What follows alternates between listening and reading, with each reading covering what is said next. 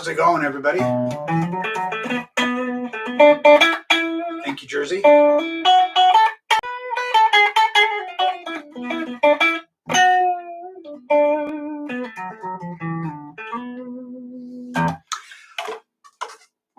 right, I'd like to welcome everybody out tonight. Get my cord untangled here on this glorious Wednesday. So tonight, I thought what we'd do is we'd go back to what we'd been doing. We took a couple of weeks off, just like we learned a couple of songs. Wherever we've been working with beginner lead guitar stuff, and we like went over. Hello, Lynn. Welcome. Went over the first pattern of the pentatonic scale, and we did a bunch of variations on it, and some just like different exercises and things. And so tonight, what I wanted to do was just kind of go over some kind of basic sequences that like you can take these, you'll be able to break them into smaller pieces to make licks out of them. It'll make more sense when we get looking at it. But yeah, so there is a link in the description where you can download the tabs so you can follow along with what we're doing. This is, I think, part 4. There will be at least 1 or 2 more installments of this because we want to get into some more complicated patterns, and then actually start like just learning some like licks from like songs and stuff that you're familiar with. Some like Jimmy Page stuff, some Clapton stuff like that. Just some licks that are based out of that pattern, so you can really utilize what we've been going over.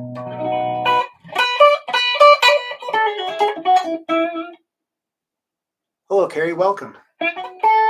Upstate New York. Nice.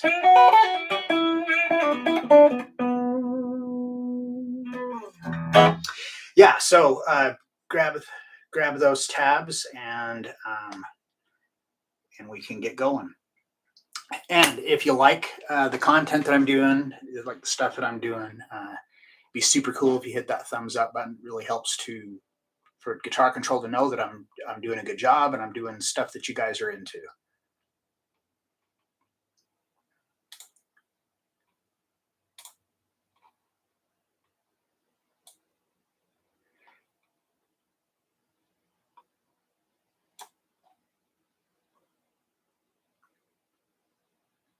All right.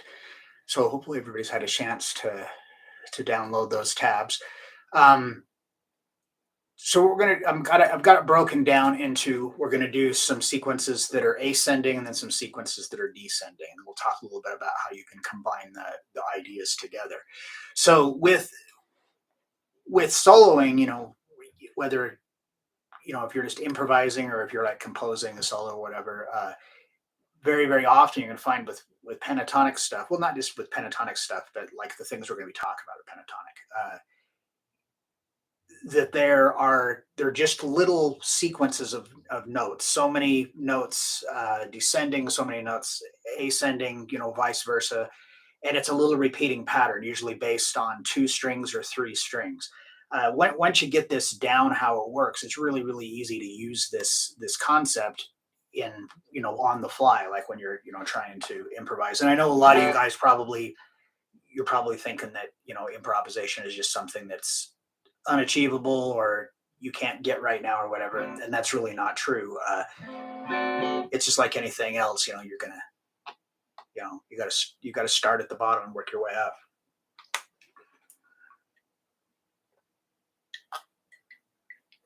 All right, so just like what we did before, all of this is based out of, and if you haven't seen the previous ones and you don't know the pentatonic scale, this is going to be a little bit more challenging, but technically really you could still play most of this stuff, even if if this is the first time you've done anything with this kind of thing.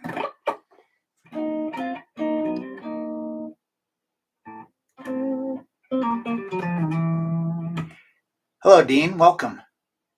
Australia. Nice. A Gibson Les Paul is $5,000. Is it worth that much money? Well, I mean, that's more of like kind of a personal question. Me personally, I have never played a Les Paul or really any guitar for that matter, that I would feel like, oh, spending $5,000 on this is totally worth it. But I'm also kind of a cheapskate. It's kind of a thing that, you couple of different ways you'd want to look at it. Are you looking at it buying as an investment, like for to sell it in the future, or is it just you really like Les Pauls? Whatever the case may be, it'd be a thing that you'd have to play it, kind of make that decision for yourself. But my personal opinion is probably no. It's probably not worth that. At least it's not worth that to me.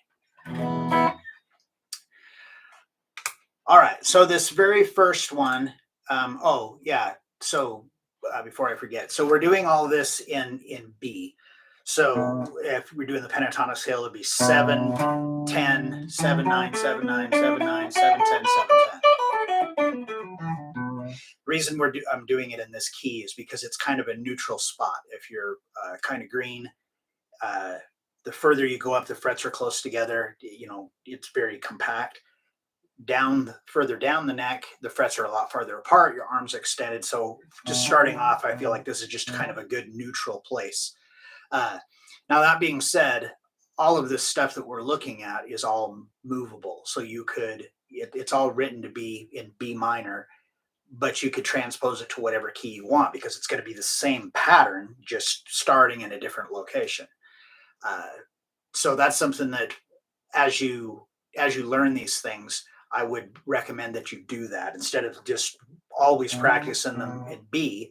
Try doing them in A, so you move them down a whole step, or maybe try doing it C sharp, move it up a whole step, and just kind of work your way around that way. Honestly, it's not like I play in like a whole bunch of different keys all the time.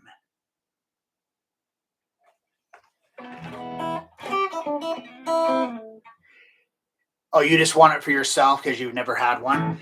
Well, then in that case, definitely I'd want to play it first. I mean, if it's a guitar that I've never even played, like a particular style, uh, like if you were a Les Paul guy and you never played a Stratocaster, I would advise, dropping 5 grand on one to try it out. Uh, the I would go in and I would try it out first. I've played plenty of like Epiphone Les Pauls that are considerably less money that play every bit as good. But again, it's just my opinion. I'm not really a Les Paul guy. I have a couple, but they're not my favorites just because they're not comfortable to play sitting down. I don't think, in my opinion. All right, so this very first one we're going to look at here, and this is going to incorporate using hammer-ons and pull-offs, and we did that. We did that before. So what we're going to do is we're going to start off. We're starting at the 7th fret, and we're going to pick that, and we're going to do a hammer-on to the 10th fret. Now, I'm using my pinky. You could use your 3rd finger, but I really advise you to use your pinky and to get used to using it, strengthening it up, and getting it more.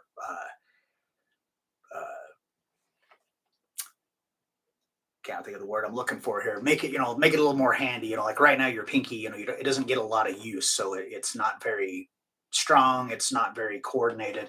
This will give you a good exercise for strengthening up your pinky.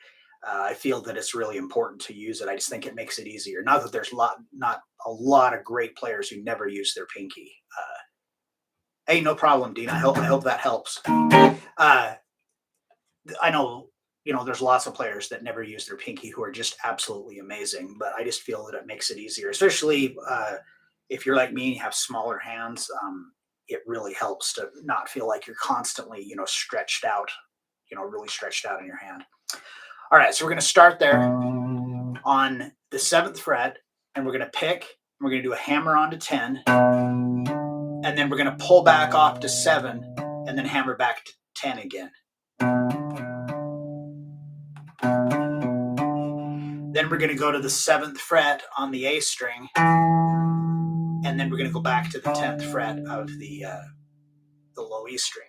So we've got.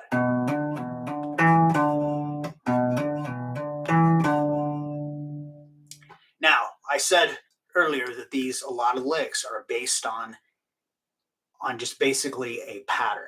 So that's our pattern right there. This is a pattern that's only based on 2 strings. So now to continue with the pattern, now we're going to start on the A string and we're going to do the exact same thing, but now it'll be 7 to 9 because when you do the pattern, it's 7, 10, 7, 9 in this key. And again, these can be played anywhere. So we're going to do the same thing. We're going to pick 7, hammer to 9. Now I'll use my third finger. Pull back off to 7, hammer back to 9. Then to the 7th fret of the D string, back to the 9th fret of the A string. So that's our first measure.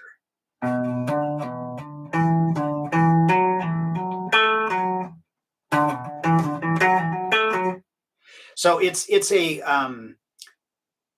fairly common pattern. The timing for it and everything. There's now we're going to play this. We're just going to play it through the whole scale. So we're just going to continue all the way up through to the top, which is a good way to practice it. But you may not necessarily play the entire thing if you're going to be, if you're improvising or whatever, like composing a solo. You may not want it to be that long and drawn out, so you might only do it across maybe 3 strings or something. Like through two sequences, I guess, not strings, 2 sequences. So 2 sequences would actually be, well, I guess that'd be 3 strings. But you also don't necessarily have to start at the bottom. You could start anywhere. You could start on the, just do it on the D and the G and the B string. However you wanted to do it. But that's kind of a thing that you'll figure out as you go along. There'll be things that you play that you like the way they sound better, or they're easier to play, whatever the case may be. And those are the things you kind of gravitate to at first as you're kind of building this up. All right, so let's get back to I'm a little sidetracked there. So we're going to start on the low E, 7th fret, pick, hammer to 10, pull to 7, back, and then hammer back to 10. Then to 7 on the A string, back to 10 on the low E. Now we're going to do the same thing starting on the A string. Now we'll just continue to move it up. So now we're going to start on the D string. So this is the beginning of the second measure on your transcription. So before we move on to the next position, because that's where it gets a little bit trickier, let's just play as much as it is we've got.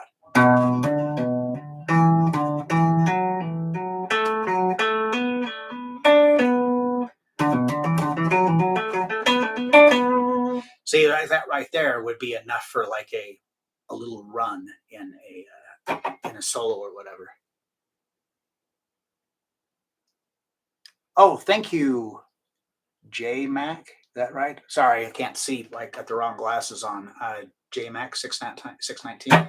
Thanks.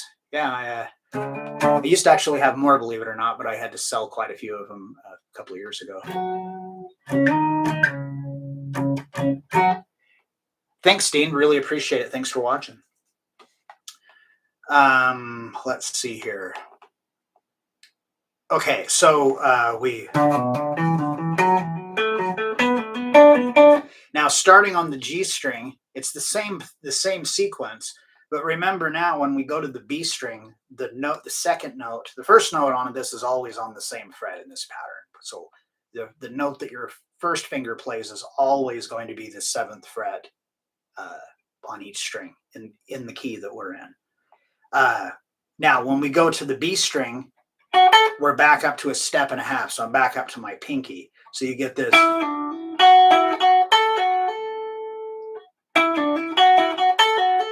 So it's not, I guess it's not really super tricky. I kind of made that sound like it was a bigger deal than it is, but it's just a matter of making sure that you go back to the correct fret.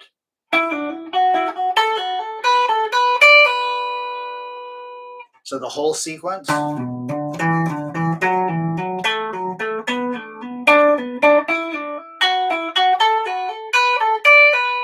I screwed up the end of it there.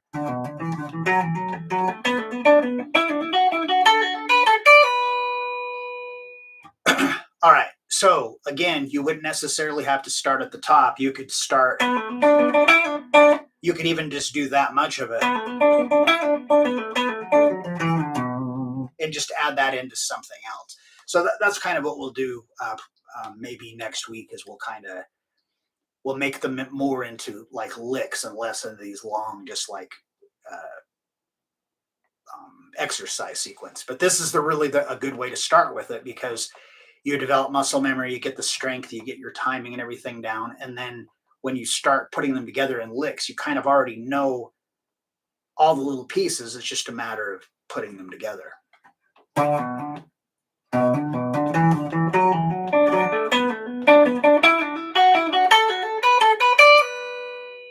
All right. Now, one thing with this that I wanted to, because when I've gone over this with private students before, they'll do this. They'll try to bar and go.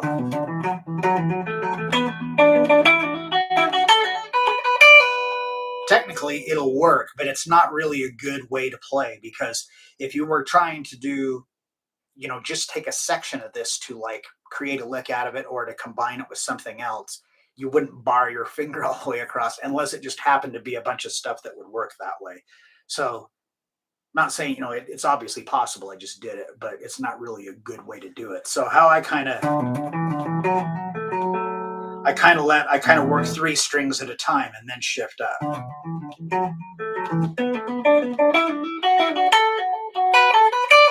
Now that I'm sitting there focusing and trying to like pay attention to how I play it, I screw up. But yeah, so that's our very first one, our first ascending one. So before we move along, does anybody have any questions about that?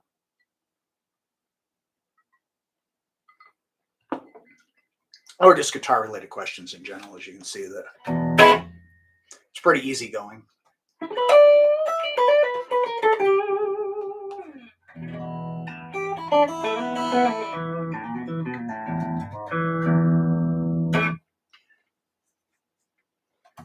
All right, so let's go ahead and we'll move on here to the second one. And if you're still typing, go ahead and pop it up there.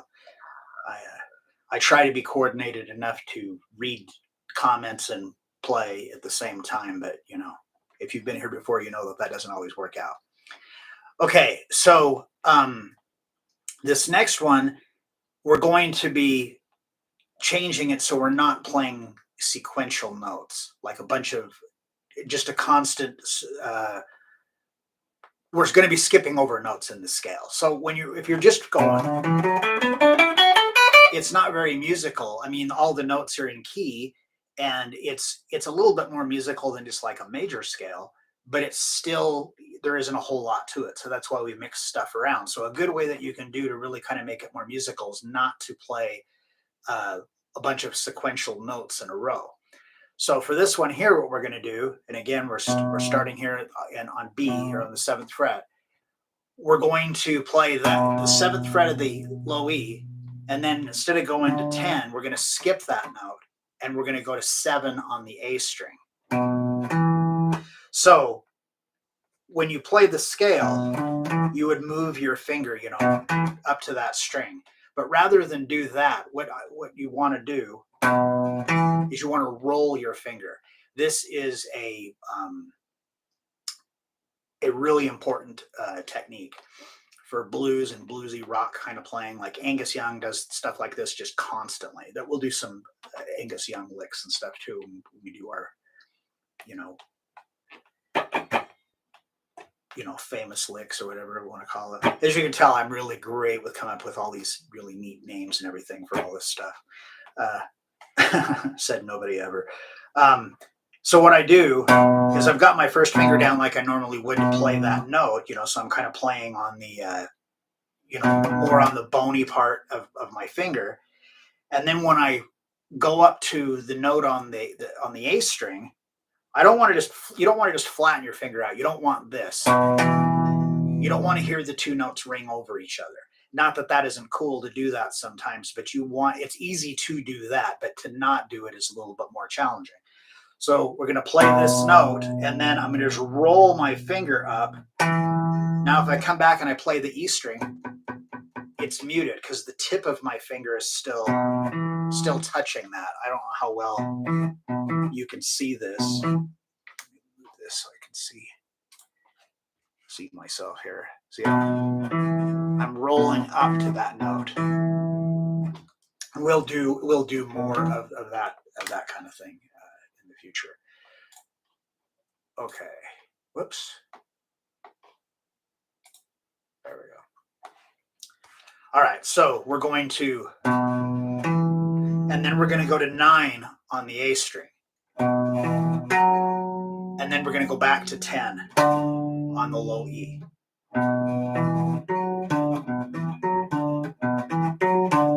Now you could have it ring out. That could be like a cool, riff idea or something. But like I said, it's easy to do that. To get it where you're not hearing those two notes ring over each other is the more challenging part. Now, if you are improvising and that's what you're trying to do, but the notes end up ringing over each other, it's not the end of the world because it still sounds good. You're not playing any notes that are even outside of the scale, let alone outside of the key. So it's totally fine to do that. So we're going to go 7, 7, 9, 10. That's our sequence. So this time the sequence is only on 2 strings. So we're doing it on the E string and the A string. Now we're going to start on the A string. So we're going to do the same thing. We're going to start here on the 7th fret on the A string, roll to 7 on the D string, and then to 9 on the D string, roll back down to 9 on the A string. So that means when I come up and I'm playing the note here with my 3rd finger on the D string, I don't want to come down right on the tip, on the bony part.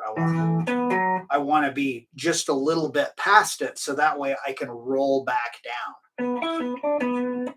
That's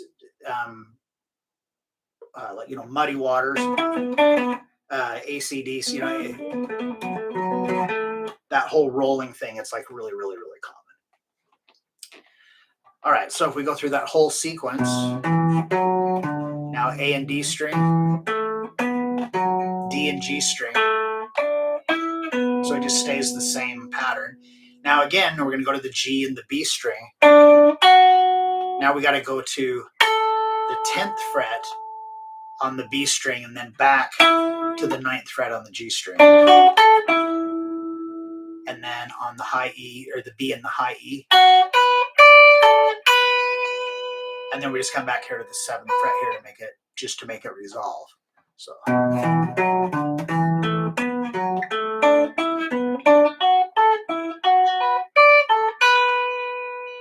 So again, you may not necessarily want to go through that entire sequence, but you could take maybe a part of that and combine it with part of that first one, to kind of make your own kind of a lick out of it. As you start learning these sequences, you'll recognize them from different songs, and you'll be surprised about how much of this stuff is like kind of recycled, especially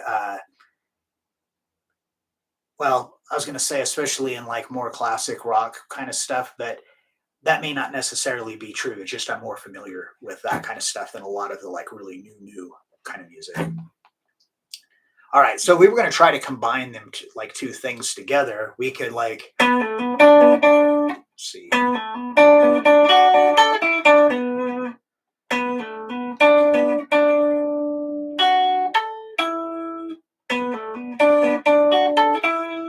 So here I'm doing the like starting on the 2nd measure of the first one. Then I'm going to go back to and I'm going to do like starting on the 2nd measure of the 2nd lick.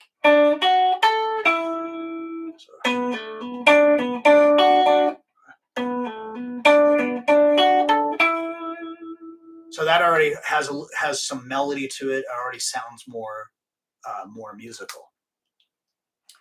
All right, so that's our 2nd one. And we got one more ascending one before we move along to the descending stuff. So does anybody have any questions about that one? Or, just guitar related questions in general.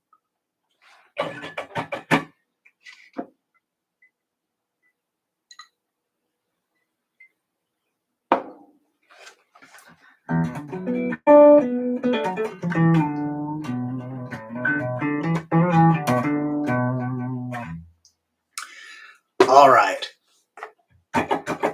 So the third one we're going to look at here, and I'm just giving you 3 examples. Obviously, this is not the only 3. So as you work with these 3, you're going to start to kind of see things on your own, or you might get ideas. Oh, well, what if I did this? What if I did that? Run with that. Experiment with it. For the most part, you're just going to do something and go, oh yeah, okay, I've heard that before. Because like I said, a lot of this stuff has been kind of done to death. But don't let that discourage you. It sounds really good, and just by changing stuff like the timing of how it's being done, a lot of this stuff I've got it in. It's kind of in a triplet feel. Just by changing things like that, changing the keys, putting more duration between the notes. There's so many different things that you can do to kind of make it more of your own. All right. So this next one that we're going to look at, it's a sort of a combination of the, well, not really a combination. It's a variation on the last one, I guess I should say. It's got a hammer on it. That's not really make it a combo with the other thing. Hello, Rick. Welcome. Better late than never. And you're not too far. We're not too far in yet. All right. So for this one, we're going to start off. We're going to pick and do a hammer on the low E. And then we're going to go to the 7th fret of the A string, and then we're going to come back down. So how I'm going to do this, I've got my finger almost like it's barred, but I am rocking it back and forth. I'm rolling, so to try to avoid hearing the 2 strings at the same time.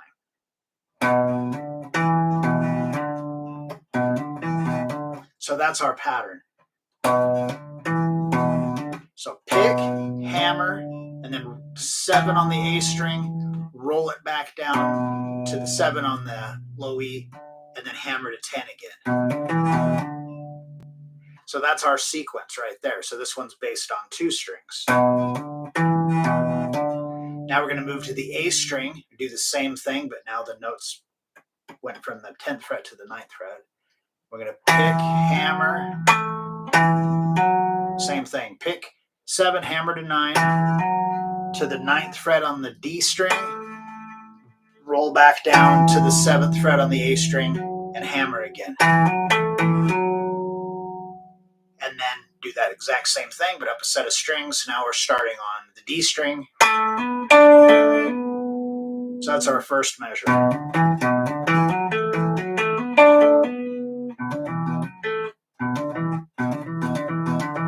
That's out of the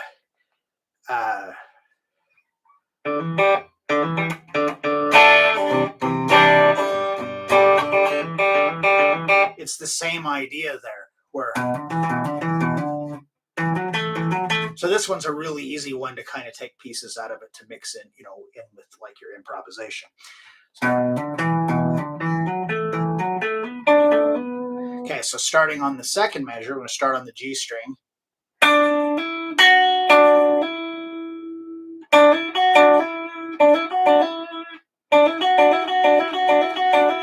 So all I'm doing there is hammer,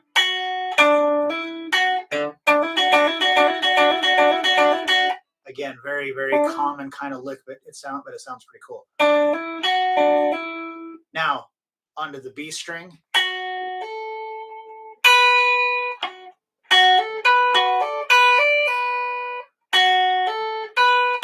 So again, 7, hammer to 10, roll your finger up to pick up the 7 on the high E. And then again, we're ending there on the 7th fret because that's just, it's a B, so it just makes it a resolve.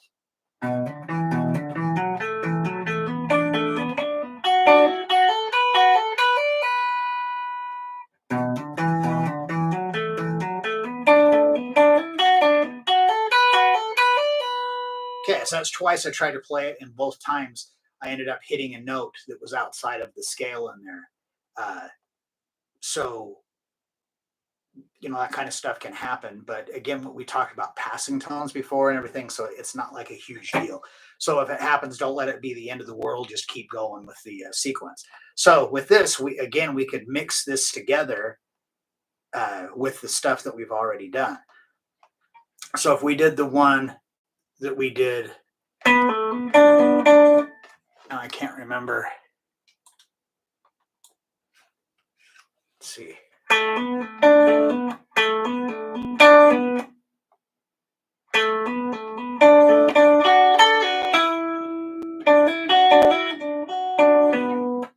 Okay, so there's kind of a rough way to put them together. So I'm starting like at the second measure on the first one, and then we're gonna do that second measure like we did on the second one. So we're gonna 7, 7, 10, 9, and then we can do the very end of the third one. Let's see.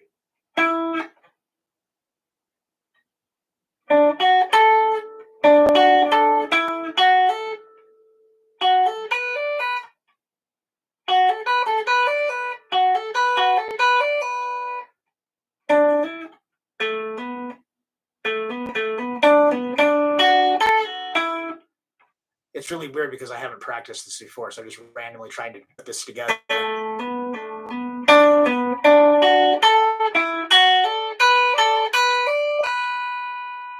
So right there, that was random, but it works. You can hopefully you can hear that it works. So as you're playing through it, experiment around with doing stuff like that. But what I recommend that you actually get the sequences down before you do that, before you start messing around with changing them up, just to make sure that you have them down. You want them to be muscle memory. You want it to be a thing that while you're playing, these things are just kind of firing out, and you're not really having to think about it.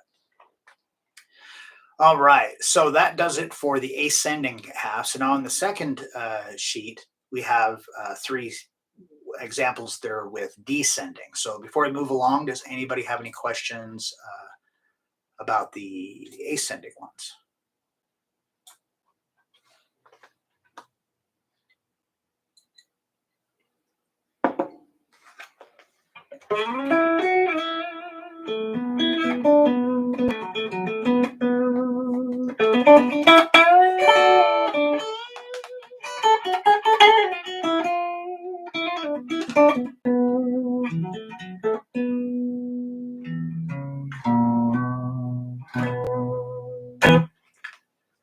All right.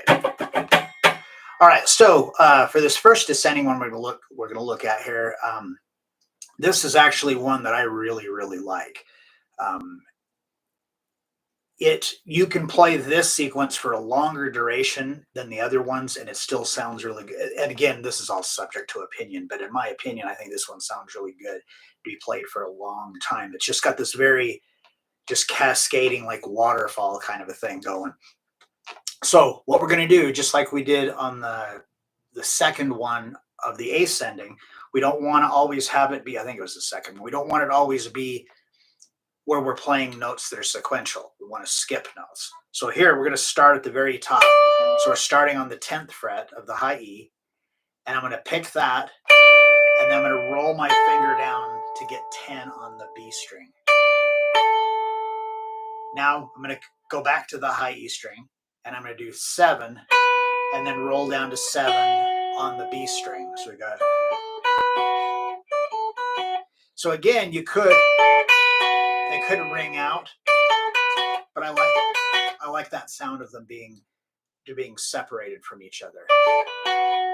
So that's our sequence right there. We're gonna do it. It's just a 2-string sequence. So now we're gonna start on the B string. So that means we're gonna go back to 10. But now the second note on the G string is on the 9th fret. So this is again why the whole thing, with using your pinky and getting it to where it works really efficient is like really, really important.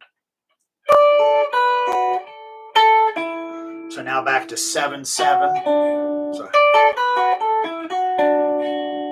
now, based on the G and the D string, 9, 9, 7, 7, and now the D and the A string, 9, 9, 7, 7, and then the A and the low E, 9, 10. We have to go back up to the 10th fret again. 7, 7.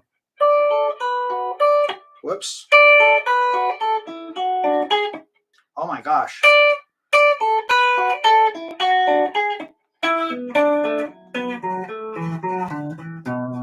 Wow, that was terrible. Now that one I think really sounds good. My palm muting to kill the strings. Not on this particular thing. Well, I am to a point. Oh, hello, Crit. Welcome. I really wasn't expecting you to be able to tune in. I'm using my palm to keep the other strings that I'm not playing quiet. But when we want to do the mute to like for this, so I'm just using the rolling technique here. So I'm using my pinky to pick up the high E string, but the B string, if I pick it, it's muted because just like the pad part of my finger is touching it. And then when I go to the B string, I just roll up. So now I'm fretting the B string, and the high E string is the one that's muted.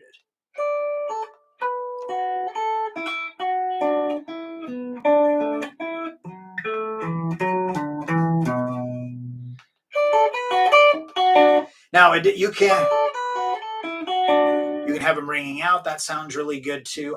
This is one of my personal favorites.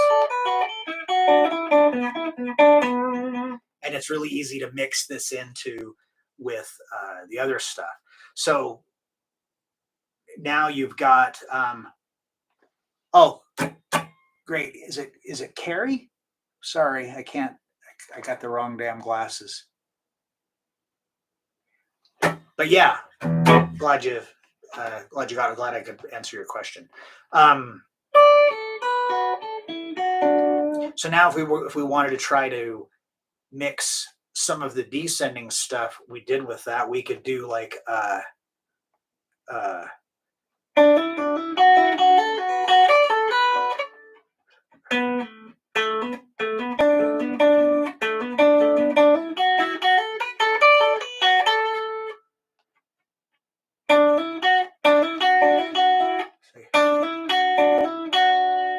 can't remember how to play the other thing now. Let's see.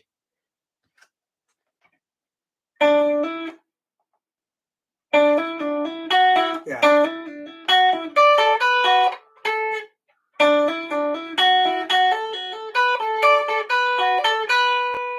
Just by mixing together like that. Those are not really great examples. We'll kind of get into more of this next time when we'll have some stuff that's more prepared with things connected together, and it'll be things that I've played like more than like just making it up right now. Yeah, so something too that I forgot to mention. Whoops, I'm on the wrong page now. That I forgot to mention earlier was when we were doing the one where we were ascending and then kind of descending it together. So if sorry, my train of thought has derailed. Oh, you could basically ascend this the opposite way. So instead of, you could just, so all I'm doing is playing the first note, skipping the second one. So it's like 1, 3, 2, 4.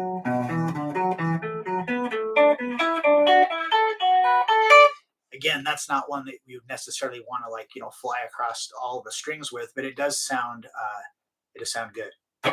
Carrie, great. Yeah. So any questions on that one?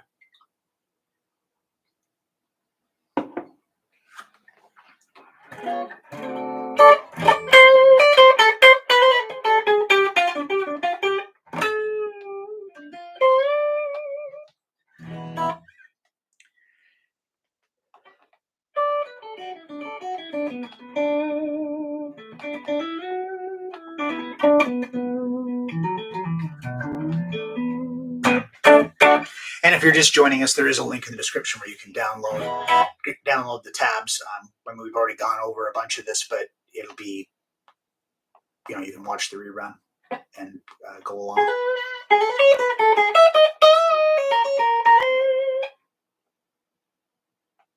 Can I play Wonderwall?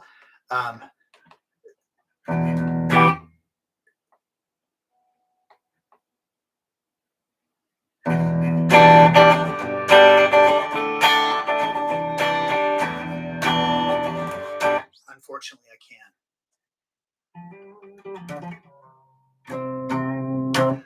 Awesome, Carrie. I'm glad that it could be useful for you. So if y'all like the stuff that I'm doing, it'd be super cool if you hit that thumbs up button. It really helps Guitar Control to know that I'm doing a good job and that you like what I'm doing, and I can continue to do this for you. All right, so let's move along to the next one. This is another one that I really like. I think it sounds really good. This is another one that you can also do descending or ascending, but I think it sounds better descending. At least it sounds better when I'm playing it that way.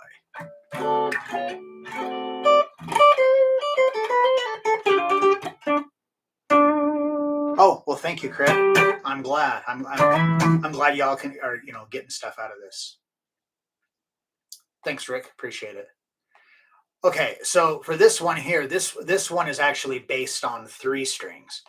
And all we're going to do is just straight down descend this scale. So, but I'm going to stop on the G string. So I'm just going to be the E, B, G. Now the pattern's going to start over again, and it's going to be the B, G, and the D string. So now on the B string. Now it'll start on the G string. And now on the D string.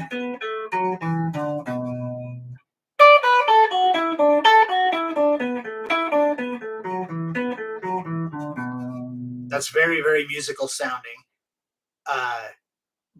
But it's fairly simple to play, and it sounds really cool when you play it faster. Paul Gilbert does a thing that it's pretty much that exact sequence as far as notes, but he does it all 3 notes per string with the string skipping stuff, and it sounds really, really, really awesome. It's at the very end of I think of the song's called Skit Scat Wah. I think that it's that song. I haven't listened to Racer X in a very long time.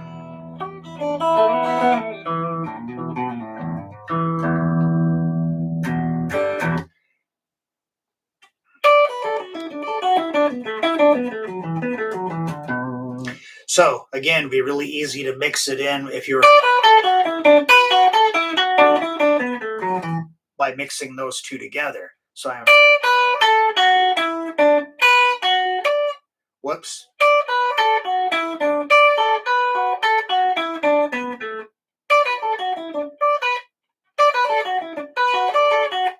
Oh my gosh. Again, just a little rough idea of what you can do, but it's hopefully you're able to see these things. If nobody is able to look at this when I'm doing it and be able to understand what the pattern is, like I said, it's a very they're all very small patterns based on 2 or 3 strings at a time, and once you can see those and everything, you kind of start viewing everything like that, and it makes it really easy to make your own licks.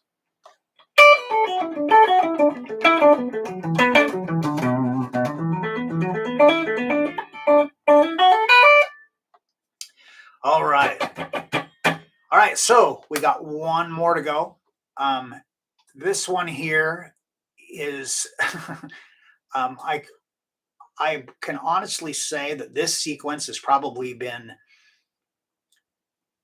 one of the most taught things that I've ever done. I just started doing shorts for this channel, and this is like this is like basically the very first short that I did, more as a, just as a fast lick. But this this sequence right here, it's my favorite one. It's really easy to get it to where you can play it well. Okay, let me start over again. It's easy to play it fast. Like once you get it down, it's easier of a sequence. It's more friendly to kind of get a good flow going with it. But I don't mean to give the impression like, oh yeah, you're going to be able to play it fast and here in 10 minutes. That's probably not going to be the case. But this sequence, we start off again, since we're descending, we're starting at the top. We're going to pick and pull. So pick 10, pull to 7 on the high E, and then the 10th fret on the B string. Now, the way that sometimes I've taught this, and I probably taught it on here before, is if like you pick, pull, pick, like that. But if you pick and then you do a hammer on from nowhere. So what that means is that when I'm on the high E string, I'm picking 10, pulling to 7. But now I'm going to do a hammer on just to the 10th fret on the B string.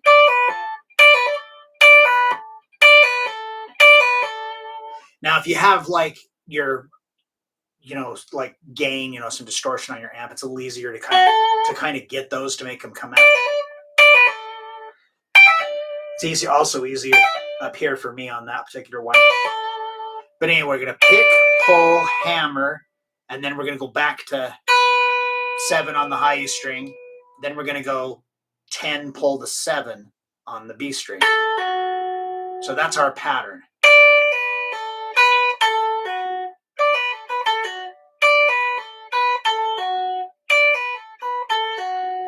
Now we're just going to repeat that same sequence, but we're going to start on the B string and do it on the B and the G string.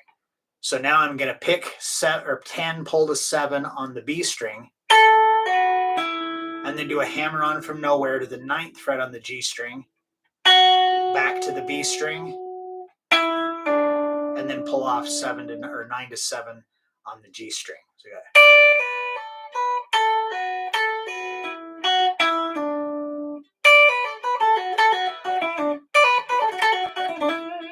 really, really versatile like lick, and there's like a million songs that has this in it. So we got.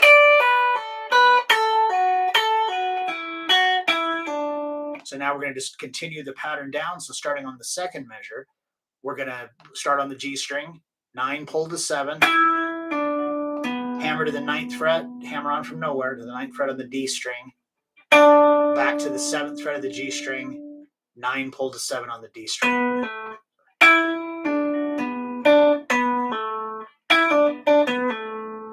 Now the same sequence again. Now it's going to be based on the D and the A string.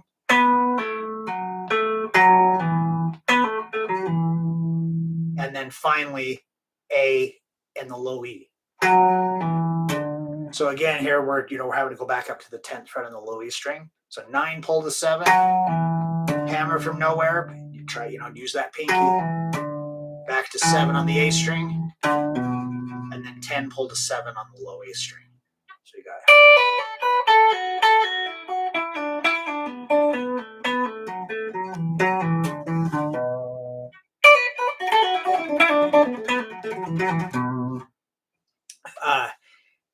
So this is one that when we, like I said, probably next week we'll do some more actual licks. We'll take these sequences and we'll put them into like actual licks. And this is one that you'll see a lot. Where I originally got this from is from Ace Frehley. If you've been around any amount of time, you know that I'm a big fan of the old Kiss. It was like what got me into music, what made me want to play guitar in the first place. And anyhow, in the solo for Love Gun, he does that he does that lick. At the beginning of it, he actually does something that's like kind of reverse and we're gonna actually do those. So that's just a little taste of what will be in the next one. Yes, Kiss. The I I'm trying to just keep them, like an awesome childhood memory, and not, you know, kind of what they have become now. But yeah, that's a subject for a whole other can of worms to open. All right, so that's it. So that, like I said, and again, that's not everything. That's just three samples of ascending and three samples of descending. So as you play around with this, experiment with, if you get an idea for something, that some way you can change it or add in another note or whatever, just play around with it, and come up with, try to come up with your own sequences, if you can. And you don't necessarily have to do it all the way across the neck. You're going to kind of figure out where, what you like based off of the sound, like how easy it is to play, or limitations that maybe you have, physical limitations, like there's certain places on the neck that you can't do it and other places you can. So just, work with what you got.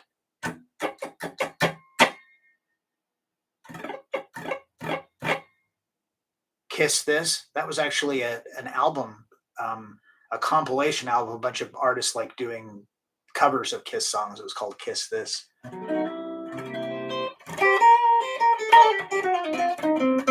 Thank you, Lynn. I appreciate that. Carrie, you as well. Thank you. Uh, yeah, I do this every Wednesday night, at the same time. I guess it's 8 Eastern time.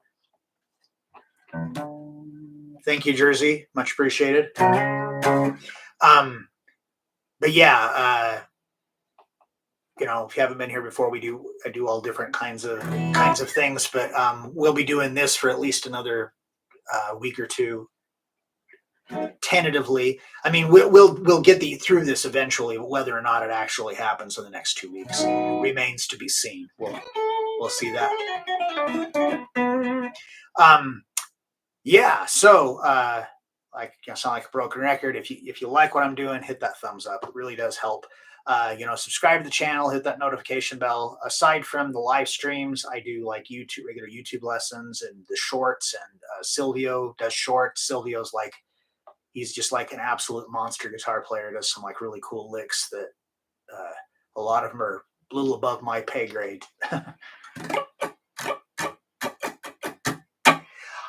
All right. Well, thank you, everybody. I really appreciate it. I will catch y'all next week. But hope everybody has a good, safe week. Try to, the weather's being kind of wackadoo, so stay dry, stay cool, whatever the situation. Stay warm, whatever the situation is, wherever you are. Lynn, time for a crown.